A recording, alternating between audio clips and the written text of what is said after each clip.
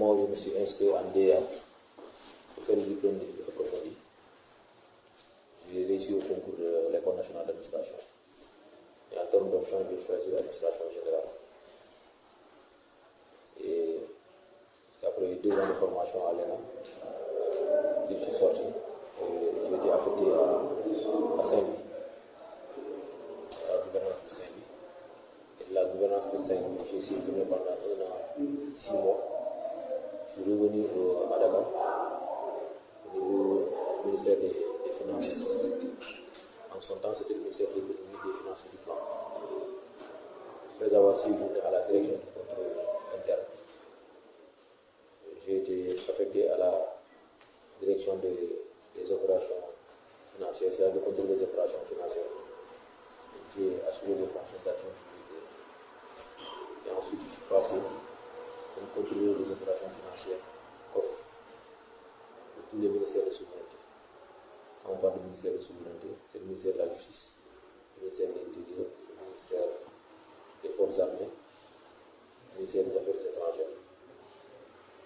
Et c'est après cela que j'ai exercé pour après devenir ordonnateur de dépenses aussi, pour certains ministères. Là aussi, c'était une nomination par degré. Après maintenant cette fonction, je suis passé, j'ai été nommé d'âge en 2019, plus précisément le 22 mai 2019, j'ai été nommé directeur de l'administration générale du ministère de la Culture et de la Communication. Et au-delà de ce parcours-là aussi, j'ai eu à faire certaines formations, notamment en contrôle de gestion, des formations aussi dans l'exécution du budget en France, au niveau de l'université de Paris-Dauphine. J'ai eu aussi mes diplômes en sciences politiques, plus précisément sciences politiques option bonne gouvernance. C'est à l'université de Paris-Dauphine. J'ai eu aussi mon master 2 à l'Institut supérieur de finances. Ça, c'est à Dakar. J'ai suivi une formation aussi dans la gestion axée sur les résultats et l'exécution du budget en termes du programme. Ça, c'est au Centre international de formation, de perfectionnement et de développement. Ça, c'est à Paris. J'ai séjourné pendant 45 jours pour faire cette formation. Donc, il y a d'autres formations. Donc, c'est des formations certifiantes.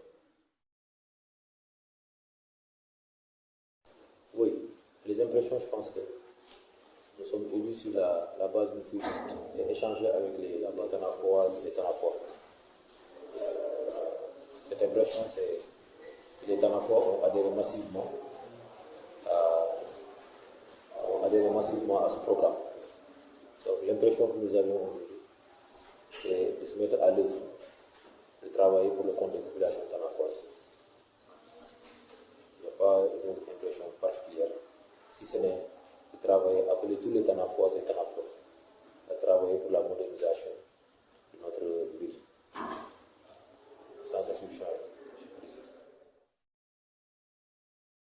Les défis à relever sont immenses. Et ça saute depuis. Quand on prend tous les secteurs, à commencer d'abord par le domaine des infrastructures. Nous savions aujourd'hui que c'est le plus grand mal de la commune de Tanaf, si j'ose particulariser. C'est un problème, un mal que vivent toutes les autres communes du département de Goudomp. Un problème infrastructurel. Vous avez vu, les routes sont pratiquement impraticables. Nous avons des problèmes qui concernent les infrastructures de base. Vous allez au niveau du poste de santé de Tanaf, qui doit normalement être érigé en centre de santé, compte tenu du nombre de patients que nous accueillons au niveau de ce poste de santé. Donc les conditions ne sont pas aussi les meilleures. Vous prenez le cas du lycée. Le lycée, c'est juste un lycée de nom.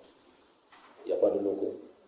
Il n'y a absolument rien du tout. Même les conditions de travail des enseignants aussi sont à décrire. Parce que tout n'est pas au fixe. Je pense que cela constitue des priorités. Nos femmes, qui sont de 20 dames, des travailleuses, malheureusement aussi, et n'ont pas de soutien, n'ont pas d'appui, elles doivent être accompagnées accompagné et appuyé par l'État et par nos partenaires aussi. Ce sera aussi un combat que nous aurons à mener ensemble avec les populations tanafoises. La priorité aussi, c'est les jeunes. Plusieurs jeunes de Tanaf sont formés, mais jusqu'à présent, ils n'ont pas de débouché, ils n'ont pas d'emploi.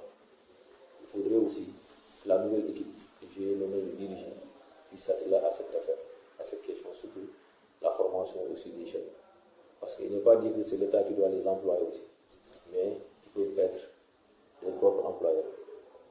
Donc je pense que c'est des questions qui sont primordiales et qui constituent une priorité aussi.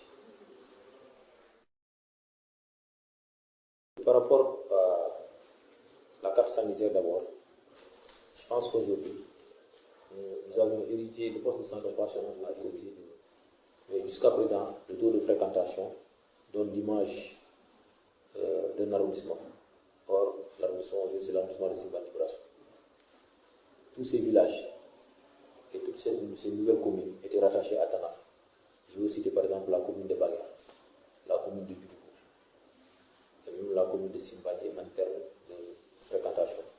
Donc tous ces gens-là viennent, y compris aussi les villages frontaliers. Ils dépendent aussi de la République de la Guinée-Bissau. Le souci premier aujourd'hui, c'est d'abord de moderniser ce poste de santé. En quoi faisant? En allant vers l'État, en sollicitant de l'État la construction de nouveaux locaux, en sollicitant de l'État des équipements, en sollicitant aussi des partenaires. C'est-à-dire, on a des partenaires techniques. Parce qu'aujourd'hui, en faisant la passation avec le maire, il nous a présenté une panoplie de partenaires qui interviennent au niveau de la commune. Et l'urgence aujourd'hui, c'est de les orienter vers le domaine de la santé. Il faudrait qu'ensemble, on puisse construire et moderniser ce poste de santé. Après avoir modernisé ce poste de santé, le combat que nous aurons à mener, c'est que ce poste de santé soit érigé en centre de santé. Puisque nous avons aujourd'hui un infirmier qui sert. Et compte tenu du nombre de fréquentation des patients, il serait nécessaire et urgent qu'on ait au moins un médecin qui puisse élever au moins le niveau de prise en charge des malades.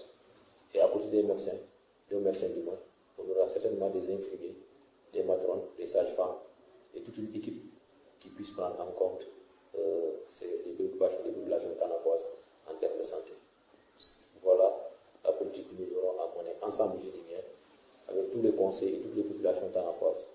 Parce que le développement de la localité, ce n'est pas seulement l'équipe municipale, c'est tout Tanafois qui doit au moins mettre la main